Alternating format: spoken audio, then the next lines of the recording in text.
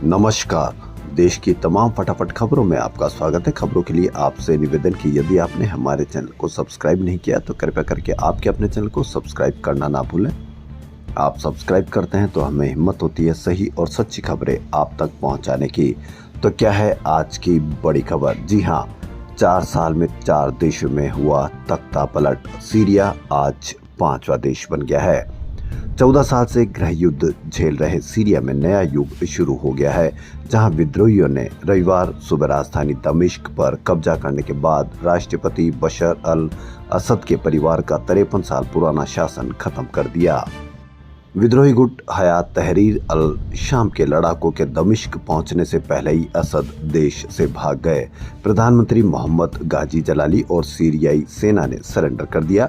इसके बाद विद्रोहियों ने राष्ट्रपति भवन में लूटपाट की। राष्ट्रपति भवन में लूटपाट की घटनाएं हम कई जगह देख चुके हैं। लगता है कि जो भी शासन अध्यक्ष हैं उन्होंने जनता को इतना उत्तेजित कर दिया होगा या अपनी नीतियों से इतना गजब का उन पर शासन कर दिया होगा कि 4 साल में 5वां देश बन गया सीरिया। बांग्लादेश में हिंसा के बाद लोग पीएम हाउस में घुसे, लूटपाट की। पीएम शेख हसीना इस्तीफा देकर भागी। श्रीलंका में 8 अगस्त को श्रीलंका दिवालिया घोषित। नाराज लोग राष्ट्रपति राजपक्षे के आवास में घुसे, राष्ट्रपति भागे। अफगानिस्तान में 15 अगस्त 2021 को काबुल पर कब्जा, राष्ट्रपति अशरफ गनी देश छोड़कर भागे। म्यांमार में 1 फरवरी 2021 को नेशनल लीग फॉर डेमोक्रेसी के सदस्यों को सेना ने हटा दिया। राजस्थान की राजधानी जयपुर में ग्राम पंचायत सामोद के प्राचीन खेड़ापति बालाजी धाम परिसर में 1 दिसंबर से चल रहे कांग्रेस के सर्वोदय संगम नेतृत्व शिविर में रविवार को राहुल गांधी पहुंचे। इस 10 दिवसीय शिविर के 8 दिन हो गए। राहुल गांधी ने कार्यकर्ताओं को जमीनी स्तर पर मजबूत करने की बात कही। उन्होंने उदाहरणों से समझाया कि कुर्सी का मोह छोड़ जमीनी स्तर पर खुद को मजबूत करे। कहा कि एक दूसरे को गिराने के बजाय अच्छी विचारधारा के साथ काम करने की आवश्यकता है। प्रेम व सौहार्द को बढ़ावा देना चाहिए। पीएम नरेंद्र मोदी पर निशाना साधते हुए कहा कि मोदी डर की राजनीति कर रहे, इस डर से ताकत जुटाते हैं। केंद्र ने फोन टैपिंग के नए दिशा निर्देश जारी किए। ये मुख्य रूप से गृह मंत्रालय और राज्य सरकारों के बीच जिम्मेदारियों को स्पष्ट करते हैं। आपातकालीन स्थितियों में राज्य स्तर पर पुलिस महानिरीक्षक रैंक के अधिकारियों को टैपिंग के आदेश जारी करने की अनुमति दी गई है। यदि सक्षम प्राधिकारी आदेश की पुष्टि नहीं करते हैं तो इंटरसेप्ट यानी टेप संदेशों का इस्तेमाल नहीं किया जा सकेगा। आईपीएस अफसर रहे संजीव भट्ट को 27 साल पुराने हिरासत में यातना के मामले में बरी कर दिया गया। पोरबंदर की कोर्ट ने यह फैसला सुनाया। कोर्ट ने कहा कि अभियोजन पक्ष आरोप साबित नहीं कर सका है। केंद्र ने क्लिनिकल इलेक्ट्रिक थर्मामीटर के प्रस्तावित नियमों पर 30 दिसंबर तक लोगों से सुझाव मांगे हैं। इसमें इन थर्मामीटर के मानकीकरण और सटीकता बढ़ाने के लिए नियम प्रस्तावित किए गए हैं।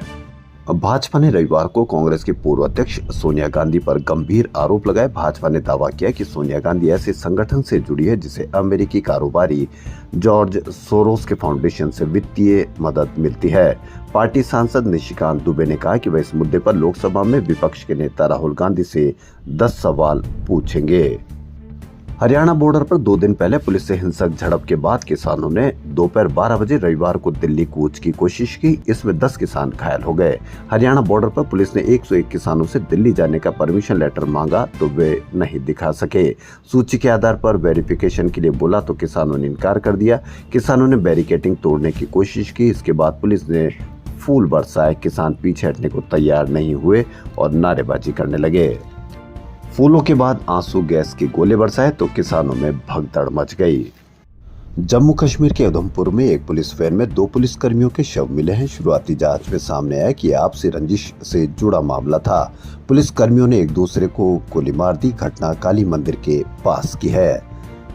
बांग्लादेश में भारत विरोध की सियासत खत्म होने का नाम नहीं ले रही। पूर्व पीएम खालिदा जिया की बांग्लादेश नेशनल पार्टी से जुड़े 3 संगठनों ने रविवार को भारत के खिलाफ सबसे बड़े प्रदर्शन का आह्वान किया।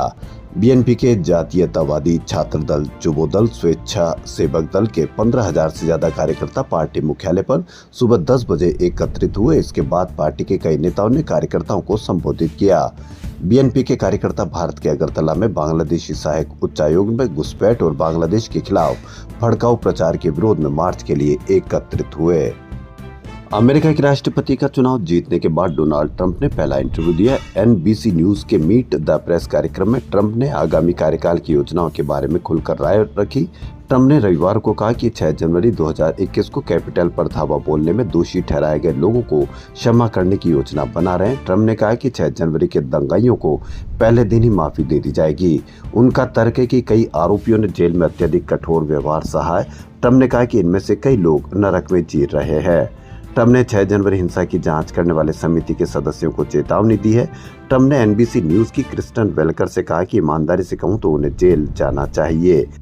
वेलकर ने फिर पूछा, तो आपको लगता है कि लिज चेनी को जेल जाना चाहिए? ट्रंप ने जवाब दिया कि 6 जनवरी समिति के हर किसी को जेल जाना चाहिए। बता दें कि चेनी ने 6 जनवरी समिति के उपाध्यक्ष के रूप में कार्य किया। मनाली में भीषण आग में एक होटल जलकर खाक हो गया। इस 3 मंजिला होटल में 46 कमरे। आग के वक्त 34 कमरों में पर्यटक और होटल स्टाफ सहित 100 से ज्यादा लोग मौजूद थे। आग के बाद सभी को सुरक्षित निकाल लिया गया। हालांकि होटल का सिर्फ ढांचा ही बचा है। कनाडा के एडमॉन्टन में शुक्रवार को एक अपार्टमेंट में 20 वर्षीय भारतीय छात्र हर्षनदीप सिंह की गोली मारकर हत्या कर दी गई। हफ्ते भर में दूसरे भारतीयों को निशाना बनाया गया है। हर्षनदीप पंजाब के रहने वाले थे। पढ़ाई के साथ साथ बतौर सिक्योरिटी गार्ड काम करते थे। मामले में इवान रेन और जूडिथ साल्टो नाम के 2 व्यक्तियों को गिरफ्तार किया गया है। दोनों की उम्र 30 साल बताई जा रही है। इन पर फर्स्ट डिग्री मर्डर का आरोप है, यानी सोची समझी साजिश के तहत हत्या का शक है। आरोपी महिला फरार है।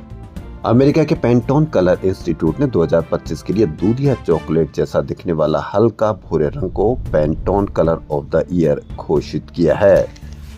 दुनिया का पहला इंटीग्रेटेड रिन्यूएबल एनर्जी प्रोजेक्ट जो आंध्र प्रदेश में कुर्नूल जिले के पिन्नापुरम में बनकर तैयार है, ये मार्च 2025 से काम करने लगेगा।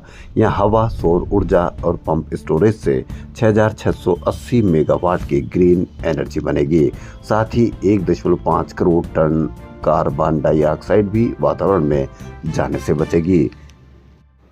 खबरों में फिलहाल इतना ही। यदि आपको हमारा चैनल पसंद आए तो लाइक, सब्सक्राइब और शेयर अवश्य करें। धन्यवाद।